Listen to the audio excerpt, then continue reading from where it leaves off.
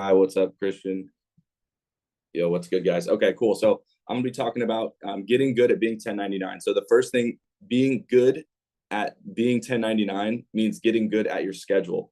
So your schedule is going to be your number one thing that dictates your day. Um, our schedule, what we're going to be running from now on, guys, if you're in this group and you're working with us, um, number one, it's going to be 7:30 a.m. Mondays, every Monday, and then 8 a.m. we're on the phones. Okay, so we're just going to get on the phones. We're going to get back to the basics of what this business is about. And that is just literally just getting on the phones. Now, I know you guys who are East Coast. I know we got Jarrell. I know Abel's out there. Skylar, he's in a little bit different time zone. We got some different guys. But for yourself, you need to hold yourself to that accountability level. If it's not all of us on the call dialing in prime group room, and you're on before us, then you're on before us. Then lead the way, lead the way for us. Our East Coast people, our Central Time people. But we're going to be on the phone, and so getting good at your schedule is just timing out your schedule, right? So from 8 a.m. to 12 p.m., you guys should be on the phones. It's the only thing you guys are going to be doing. I'm going to be recommending, unless you are actually building a team actively producing 15K or more, I don't recommend you get on the builder's call, right? Some people are going to tell you different. Your manager might tell you different. But what I'm telling you is, for my people, unless you are doing 15K, I don't want you on the builder's call. I want you just dialing during that time. Okay. I was thinking about it. I was like, hold on, my brand new person's getting on this call, that call. By the time they get to actually dialing on Monday, it's like 10:30, 11 o'clock. It's like, you're going to be out of the game. So we got to get on the phones at 8 a.m. All right, starting, and we're going to do no builder's call from now on for our group. Your manager might tell you different. No builder's call, and then going until 12. From there, you can do lunch, take a break if you want, and then I'm recommending another 4-hour dial session, right? And then, we might have a 5 p.m. call some weeks. We might not. I think today we do have a 5 p.m. call for Marissa's Inspired Team call at 5 tonight, whatever time that is for you, 5 p.m. PST, 8 p.m. EST on there, right? And then obviously you can take a lunch and then break in the middle of the day, whatever. Just figure out what schedule is going to work for you. And you guys need to be dialing 6 to 8 hours, especially if you're full time, right? And that's the only thing that really matters when you're first getting started before you're producing 10, 15K a month. Okay. So now what that means in that schedule, you're doing your activity. So the first thing is to plan your schedule out. So a lot of us, I know Jarrell has kids, I know people have their significant others, people have, life going on around them. So you need to get really good at making your schedule and not making your schedule around other people. Or better said would be make your schedule around yourself first, and then you can, build it around other things. That's the beautiful part. You can make your schedule, but you have to make sure you're just getting those dials in, that dial time. So just make sure you're doing that, guys. If you need help making a schedule, I can help you. Just let me know. Now within that, we're talking about activity. So 300 dials is what you should be doing, right? 4 presentations. So you should be hitting a quarter of these. So we talk about these with the KPIs, right? A quarter of what you should be doing, right? 300 dials, 4 presentations, 2 to 3 closes, and 6 to 8 appointments. Okay. In a full day, you should be hitting a quarter of those. Maybe you do, let's say you do 200 dials. You have, if you're doing virtual, right? You have 200, 250 dials, but you had, 3 presentations. You had, you booked 2 appointments and you had a close, right? You're hitting on a little bit of everything, and just that activity over time is going to compound a lot. So those are the things you need to be focusing on. The only thing you guys should be thinking about if you haven't hit 15K is just literally dialing the phone and figuring out a time that you're going to be dialing the phone. We can talk about leads on another one, but that's just the activity. All of us on here have leads. All of us know all of us have a script, right? We all know how to dial the phone. So let's just do that. And then the last couple things I'm going to talk about. I know I'm cooking through this. We only got 30 minutes. So the next thing you guys need to do to get better at being 1099, and I would write this down because this is whether this is going to take you out of the business or this is going to keep you in the business, is in this business, you're going to have to deal with rejection a lot. Okay. You're dealing with a lot of rejection every single day. So you need to learn how to develop your mindset. Okay. It's super, super important. And I don't think we talk about this enough.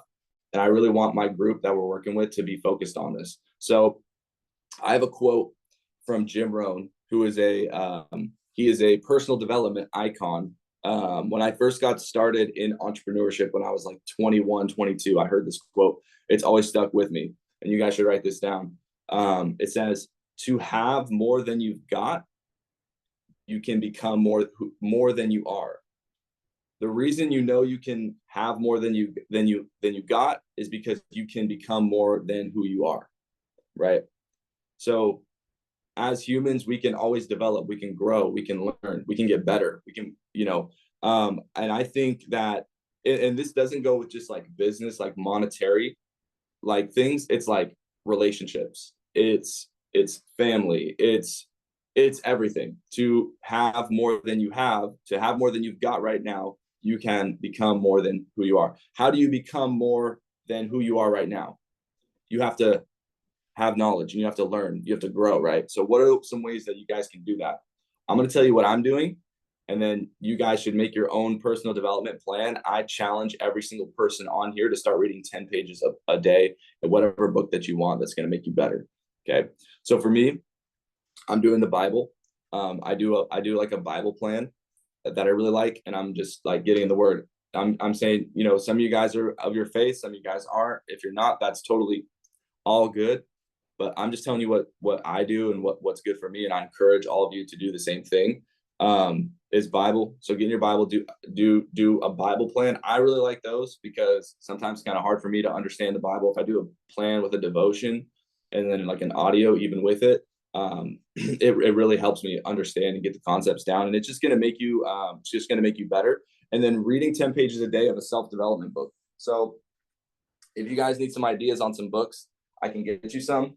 Right now, this is the one that I'm reading, How Successful People Lead, right? John C. Maxwell. 10 pages a day, guys. Literally, just I challenge all of you to get a book and read it for 10 pages a day. It sounds super easy, like it's so simple, but it's hard to do those things. Like I'm having this call. I'm doing this call at 7:30 because I need to be up working earlier, and because I need to remind myself to do stuff like this. So like, I'm right here with you guys with all that. So to become more than you are, you have to, self-develop, whether that's reading 10 pages a day, whether that's getting in the Bible, whether that's hopping on trainings like this, right? To become better. All right. Next thing I want to talk about is just two more things. And if you guys have any like Q&A, we can talk about whatever.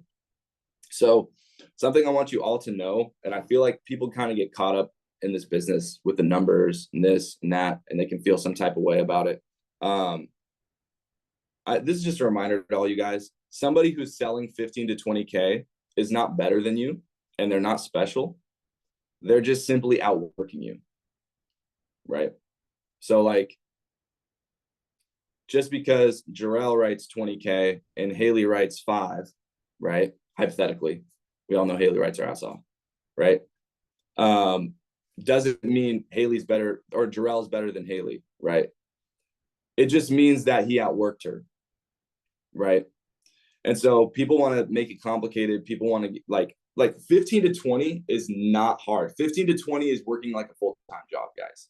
It's not hard. Like, it's really not. You're just getting outworked. And so I think some people got to come to the reality that as a new agent, because it's like, it's not that hard. It's literally just show up, get the leads, and work like 40 hours a week, and you can do that like 100%.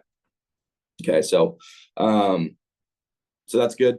And then the last thing I want to talk about is just a sales tip. I'm going to talk about referrals, and then client relationship building, because I feel like I get a lot of business that way, and I want to help you guys. I want to teach you guys how to do the same thing. So far from everything I've said, do you guys have any questions before I kind of go into this? Any elaboration, any questions, anything? This is Taylor. What book did you say about John C. Maxwell? He's fire. What book was it? I was trying to see. This is How Successful People Lead. What I would recommend you guys read is one book I really liked was the Compound Effect. It's one of my favorite books. Ed Milet, The Power of One More. Really, really, really, really good book. I would super recommend you guys like today, like buy a book on Amazon, or I know some of you guys have books laying around in your room somewhere that you've never like you touched it like a year ago and you just haven't looked back at it. And I really encourage you guys to go and start reading that book. Just 10 pages a day. Literally, it takes you 10 minutes. Like, it's like everybody can do it. And third circle theory, I've actually never heard of that. Third circle theory. I'm gonna write that down. Third circle theory. Easy. Okay, cool. I'm gonna check that out. So, and what this is, and it's so important. I'm gonna talk about this again before I get into the sales tip. Because dealing with so much rejection, guys, it's so easy to get down on yourself. We've all felt it. Like, we've all had those bad days. I've been doing this for 4 years and I'll still have a bad day sometimes. You know what I mean? Like, it's hard. Do audiobooks count? Yeah, audiobooks count. Yeah, I think that's good. Like, anything where you're learning and you're putting your brain in learning mode, yeah, do both. Both is even better. Like, putting your brain in learning mode, thinking about positive things, thinking about growth. And that's gonna, so then when you get the no on the phone, you can keep going because you're like, no, I already know, like, this is a part of it. Like, I'm growing, I'm becoming better every single day, and learning more. Both will increase retention. Yeah. So really, really important to, you know, just be to, I just love the quote so much. It's just like, to have more than you've got, you have to become more than you are. Like, it really, really hits because for me, we can all become more than we are right now. We can all learn more. We can all learn something from each other on this call, right? Haley's reading Don't Believe Everything You Think. Let me know how that is. And honestly, we could even do something where we, like, once a month, we can all talk about like what we learned from our books, and we can learn from each other. Like, I'm super down for that. I'm not on here to try to be like a dictator and tell you guys exactly what to do, but like, I've had some success in the business and I just want to share anything I can help, that anything I've learned to help you guys do the same thing. So, and I know I can learn something from all you guys. And so I love that.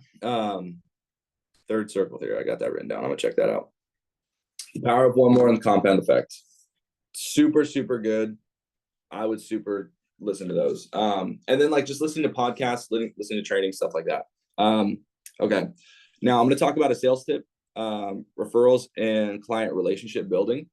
I think when you build a relationship with a client, it opens so many doors. A lot of times it's preached in the business that, you know, hey, it's just a numbers game. It's this, how many calls and how many presentations and how many this and how many that, and everything's a number, which is true. But at the same time, guys, these are people that we're dealing with. Okay.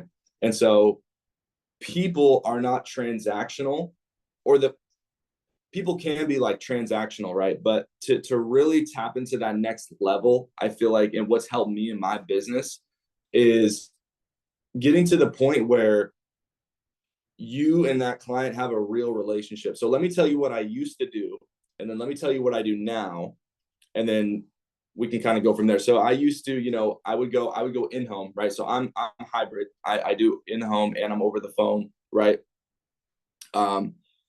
Yeah, I get a lot of referrals, guys. So literally this is going to be a big help for all you guys. So I used to just go down, I would sit with the family, I would shake hands, everything's good. And even over the phone, right?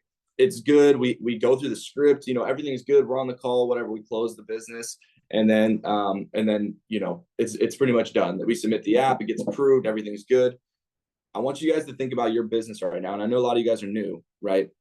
But when's the last time you actually had closed a client and then you had actually, you know, called them like a month later just to check on them? When's the last time one of you guys did that? Be honest, right? So that right there is transactional, okay? What's going to help you guys get more referrals in your business is there's a few different things. There's a few different things. I'm going to tell you what I'm doing. And then you guys probably have ideas too, like for sure. So, so what I do is after I get off the call, right? Or before I get off the call, I go, you know, hey, John, it was really, really good helping you, right? I cement the appointment. I got my phone number in his phone. Let's just say it's virtual, right? Because I've been doing a lot more virtual. Hey, everything's good. You know, put my number in your phone. You know, hey, everything's good. This is what I tell all my clients. Hey, you're going to receive that policy packet in the next 7 to 10 business days. I really need you to call me when you get it. Okay. I just got to make sure you get it. I got to make sure that your beneficiary, Sarah, has that packet in her hands, because God forbid something happens. You know, she's you're not going to know what to do. So we need to make sure that she's going to be taken care of, right? I'm talking about their beneficiary and the reason why it's so important and why they're going to get it. Okay, perfect, awesome. So then from there, and also after the close, I will plant the seed. So at the end of the sale, right, I plant the seed. That's the first part. I plant the seed. And, hey, John, now that you're a part, now we're working together and you're a part of, you're my client. I prioritize all my clients, family and friends first before my new clients, just because I know how important the coverage is for you guys. And I know you guys see the value in the coverage. If you have anybody that maybe has a plan and maybe we could save them money, like I helped you save money, or they don't have a plan, they just want to figure out what they can get approved for, they need somebody that they can trust, make sure you give them my information. And even better yet, if you just send me their information and let them know we chatted, I'll reach out to them and I'll let them know and I'll get some information for them. Okay, cool. I plant the seed there. Now sometimes they're going to say, oh, actually my sister, like that'll prompt them to go, oh, my sister needs something, or oh, my brother, or oh, whatever, oh, I know somebody, right? That'll prompt them a lot of the times. And then cool, then the step-by-step is basically, hey, I'm gonna get their phone number, I'm gonna tell them, hey, right now shoot them a text and let them know your agent Tyler's gonna call and reach out.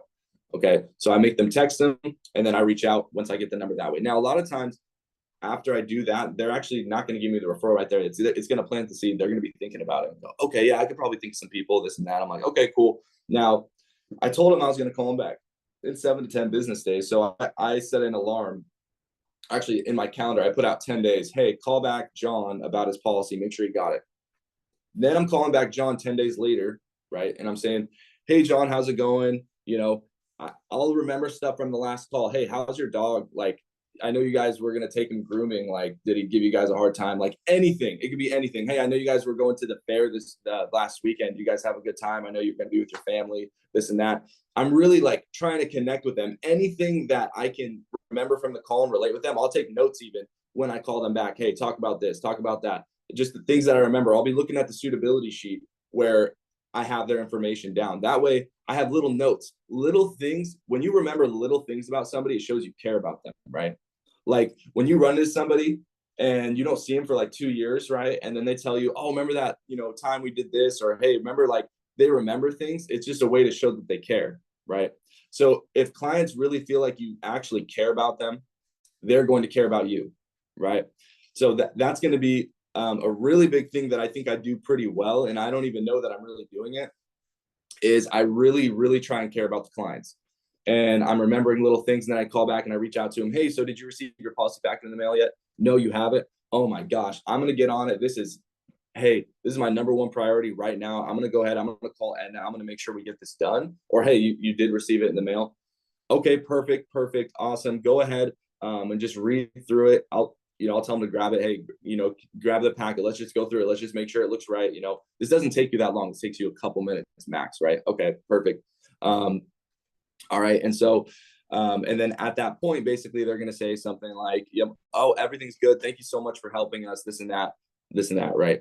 And then there is where I will directly ask for the referral, basically, because, hey, I made my promise on my part. We got you approved. It is what it said it is. You looked at it, you reviewed it. Everything looks good. You trust me. I care. We talked about your dog, right? Then we get to that point, and then I'm going to ask you directly, hey, who are like 2 or 3 people that that could use something like this? Just straight up. I just ask them really directly, because now I've gained their trust and they know I care. Hey, who else do you know knows that needs help with something like this? And they'll give me people. They'll give me people. They'll be glad to give me people.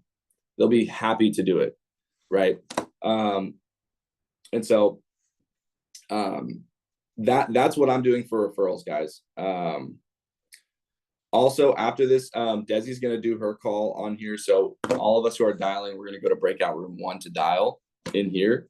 And so, all right, cool. So that's going to be pretty much everything I have for you guys for today. Does anybody, before we got a couple minutes here, does anybody have any questions, comments, or anything that they want for anything? Yeah, I got a question. Who said that? Go ahead, Haley. Okay. What are you think like what are some things you think you're doing during the sale that is making them feel like you know your stuff or might be different than like the average agent? Because sometimes people just offer you referrals without you asking. Like what are those things that make them do that? Yeah, so you gotta come off as the professional. So take some time to learn the medication. So when I say one thing that's going to build your credibility a lot and get them to trust you is when you go, hey, are you diagnosed with high blood pressure? And they go, yeah. And I go, oh, you taking like lisinopril and amlodipine? They're like, yeah, I am. They're like, holy shit, like you know your stuff, right? That's one thing. Is just like I'll do that. Like, hey, diabetes. Oh, you're taking metformin. You're taking the insulin. Oh, like what are you taking for that? Are you taking like the Humalog? Like what do you know? And I'm saying stuff like that. It's gonna come off a little bit more clean and more just more trustworthy. Be the professional, yeah, the doctor, the underwriter, right? And just coming off like that, I think that's a big thing. And then as far as that's like one thing I can think off the top of my head. Another thing that I think is going to be really important is when you're talking about the why. You really got to nail down the why. You really got to nail down the why, and we could do a whole training on that. Like why you're on the phone and why it's important, and getting them to be. You have to get them to become emotional. You have to ask questions for them to become emotional and invested into the conversation. And once you're there, like that's where I like think things start to happen from there. Go ahead, Christian. More on just a dialing note. How do you, how would you say the best way to maximize a batch of dials of let's say 100 like 100 leads. numbers? Mm-hmm. 100 leads. Yeah. So, I wanted to talk about this too. Yeah. So if I'm getting a batch, so how to work leads. If I get a batch, I want to dial through that batch 6 times. So like that batch. So it's one of two things, right? You 3 to 5x your investment on whatever that lead batch was, and I would say that is only valid, and I can only use that metric if you invest at least $500. If you invest less than 500, I can't really vouch for the 3 to 5x on that. But if you invest at least 500 in a batch, 3 to 5x of at least 500 or more, right? That's going to be a checkbox. Once you're in 3 to 5 on that, that's good. Now you're super profitable. Now let's go to the next batch. Okay, that's one way to do it. The second way to do it is you want to dial through that batch 6 times, double dialing or triple dialing 6 times, and you want to hit them at different times during the day. So if you have 100 leads, I would dial that on Monday. I would double or triple dial that in the morning and the evening on Monday. I would do it in the morning and the evening on Tuesday, and I would do it in the morning and the evening on Wednesday, right? If you do that, I would say those leads are pretty squeezed at that point. But obviously you can do more, but by then, if you do it right, you should be 3 to 5xing like what you're doing on that. Okay, cool. Anything else, guys? We got like 1 minute. I know Desi's about to get rocking here.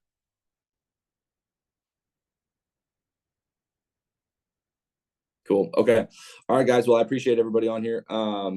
If you guys want to do role play with Desi on the Momentum Monday call, I think she's doing some role play and stuff like that. If you guys want, we're gonna be getting on the phones. So I'm sorry, Tyler. anything you guys need, let me know. So I did have a question. I'm so sorry.